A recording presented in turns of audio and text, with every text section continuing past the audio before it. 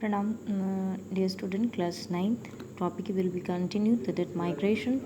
Migration is very important to determine the population change. It means that जो population change होती है किसी भी जगह की जो particular population में परिवर्तन आता है उसको निर्धारण migration के through होती है. It is not only the population size but also the population composition, urban and rural population in term of age and sex compositions. लेकिन अब इसी के साथ ये बताना है लेकिन जो population का जो आकार है उसमें वो जो परिवर्तन आता है but also the population composition यानी कि पॉपुलेशन के साइज प्लस कंपोजिशंस अर्बन और रूरल पॉपुलेशन में चेंजेस आता है. वो चेंजेस आता है according to the age structures में ये sex compositions male and females क्योंकि जो अर्बन एरियाज होते हैं वहाँ पे मेल पर्सन जॉब्स के लिए ज़्यादा माइग्रेट करते हैं और females will be live in the rural areas. ऐसे ही जो in India, the rural and urban migration has resulted in steady increase the percentage of population in the cities and the towns. और इसी तरह India में जो migrations है rural से urban areas में जिसके कारण जो पॉपुलेशंस है सिटीज़ की और टाउन्स की वो उसका percentage it will be increase हो रहा है. The urban population has increased जहाँ जो अर्बन पॉपुलेशन है वो 1951 में 17.29%. It was very important in 2001 में जो पॉपुलेशन थी अर्बन एरियाज़ की वो थी 27.78 एंड नाउ 2011 में वही डाटा हो गया 31.2%. तो इट मीन्स कि द पॉपुलेशन है जो अर्बन एरियाज़ की it will be increase very rapidly. There has been significant increase in the numbers of millions plus cities.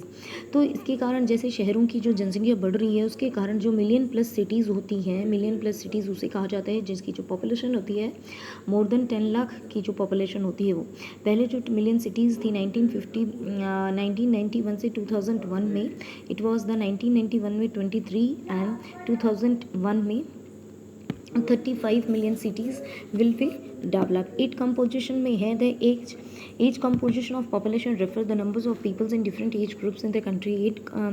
जो आयु संरचना होती है उसमें एक देश के अंदर अलग अलग आयु उम्र के लोग रहते हैं. One of important basic characteristic of population बहुत इंपॉर्टेंट विशेषता है जो पॉपुलेशन की characteristic two is an important degree a person age influence what the need buy does and his capacity to perform. वो डिपेंड करता है कि जिस देश में जो जनसंख्या रहती है वो काफ़ी चीज़ों को प्रभावित करती है जैसे उसकी क्या चीज़ें व्हाट ही नीड्स उसे किस चीज़ की आवश्यकता है वो किस चीज़ को खरीद सकता है और वो किस तरह के काम को कर सकता है.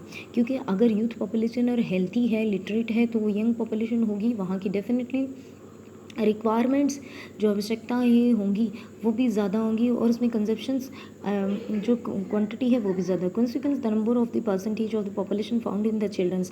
जो पॉपुलेशन है परिणाम स्वरूप जो जनसंख्या है वो 3 भागों में पाई जाती है जिसमें चिल्ड्रन आते हैं वर्किंग एज ग्रुप आता है और एज्ड पीपल्स आते हैं. एज्ड पीपल में सारे ओल्ड पर्सन आती हैं इसमें. अब वो नोटेबल होते हैं determine of population social and economic structure जो किसी भी जो पॉपुलेशन होती है जनसंख्या होती है सामाजिक और आर्थिक संरचना को निर्धारित करती है. ये थ्री टाइप्स की जो पॉपुलेशन है the population of a nation generally grouped इन जो एक देश की जनसंख्या है उसे 3 भागों में डिवाइड कर रखा है. ये वेरी इंपॉर्टेंट है. जनरली बिलो 15 ईयर से ये जो पॉपुलेशन होती है वो इकोनॉमिकली अनप्रोडक्टिव होती है आर्थिक रूप से कोई काम ही नहीं करती and need to be provide उनको फूड क्लोथिंग एजुकेशन और मेडिकल केयर प्रोवाइड करवाना पड़ता है. ये आप स्ट्रक्चर देख सकते हो. भारत में जो एडल्ट पॉपुलेशन है उसका जो परसेंटेज है वो सबसे ज़्यादा है 58.7% है. एज्ड 6.9% है. चिल्ड्रंस का भी 34.4%. It means childrens plus aged जो पीपल हैं old people they are the dependent population on the working पे ये डिपेंड होते हैं for their basics needs.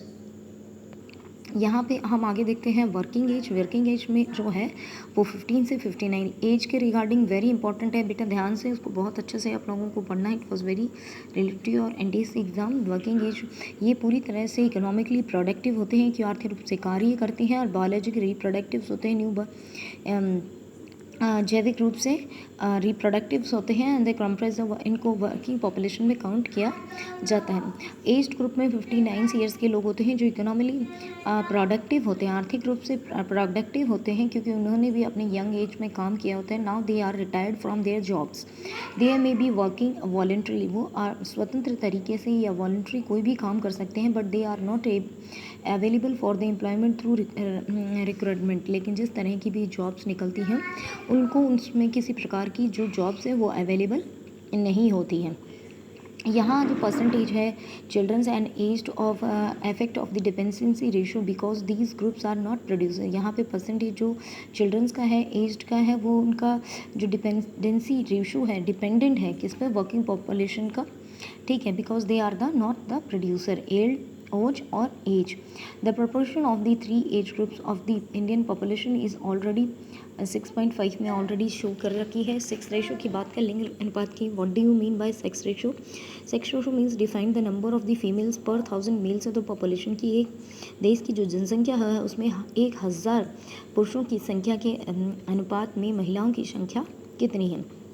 This information is very important social indicator to measure to extend the equality between the males and females in the society in a given time। ये एक बहुत तरह का सामाजिक संकेतक है या इंडिकेटर है जिससे समाज में जो मेल और फीमेल की जो सोसाइटी में है उसकी समानता के बारे में पता चलता है कि कितनी फीमेल्स को प्रायोरिटी दी जा रही है या नहीं दी जा रही है। The sex ratio in the country has always remained unfavourable to females.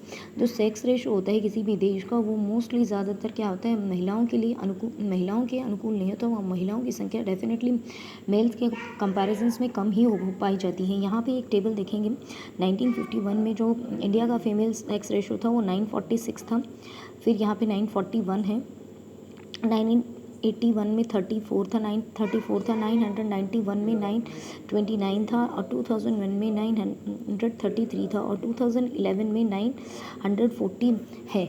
तो इट मीन्स कहने का मतलब है यहाँ हम देखते हैं तो 1000 पे 940 महिलाओं की संख्या का अनुपात है। बट यहाँ पे कुछ हमारे इंडिया के स्टेट हैं जहाँ पे फीमेल सेक्स रेशो ज़्यादा है। Kerala has a sex ratio 1058 में फीमेल्स पर 1000 मेल्स, यानी कि 1 फीमेल्स पे 1058 महिला एक्स्ट्रा। वैसे ही सेम ऐसे पौंडीचेरी में 1001 इन यहाँ पर एक ज़्यादा है, वाइल दिल्ली में 820 में फीमेल्स पर 1000 मेल्स एंड हरियाणा में जस्ट 861 है। तो इस तरह हम देखते हैं कि नेशनल चाइल्ड सेक्स रेशो जो है, ठीक है, चाइल्ड सेक्स रेशो में बच्चों के में भी जो अनुपात है वो कम है। जैसे 2001 में 927 था, 2011 में 914। तो ठीक है, और इसमें इम्पॉर्टेंट है 2 जून 2014 को जो तेलंगाना हमारा स्टेट बना था। यहाँ पे हम बात करते हैं लिटरेसी रेट की, हम बात करते हैं तो 2011 में जो लिटरेसी रेट था वो 73% है। लिटरेसी रेट के अपने आप में क्या होता है, एक देश की जो क्वालिटी ऑफ द पॉपुलेशंस को व्यक्त करता है। Obviously it is informed the educated citizens can make intelligent choice and understanding research and development projects.